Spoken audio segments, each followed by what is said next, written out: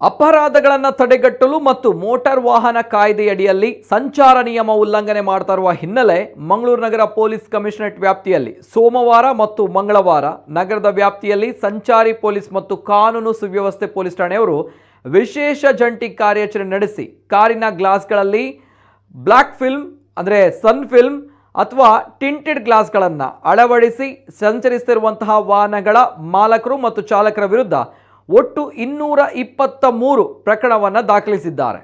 ಜೊತೆಗೆ 1,11,500 ರೂಪಾಯಿ ದಂಡವನ್ನು ಕೂಡ ಪೊಲೀಸರು ವಿಧಿಸಿದ್ದಾರೆ.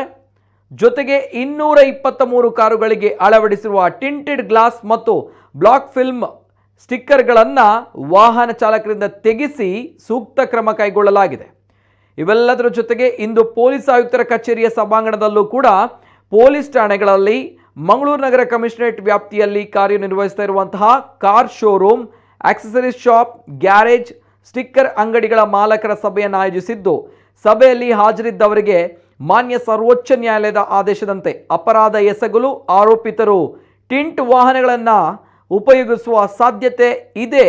ಜೊತೆಗೆ ತಮ್ಮ ಬಳಿ ಬರುವಂತಹ ಗಿರಾಕಿಗಳ ವಾಹನಗಳ ಗಾಜುಗಳಿಗೆ ಹೆಚ್ಚುವರಿಯಾಗಿ ಟಿಂಟೆಡ್ಗಳನ್ನು ಅಳವಡಿಸದಂತೆ ಸೂಕ್ತ ಸೂಚನೆಗಳನ್ನು ಈ ಸಂದರ್ಭ ಅವರುಗಳಿಗೆ ನೀಡಲಾಗಿದೆ.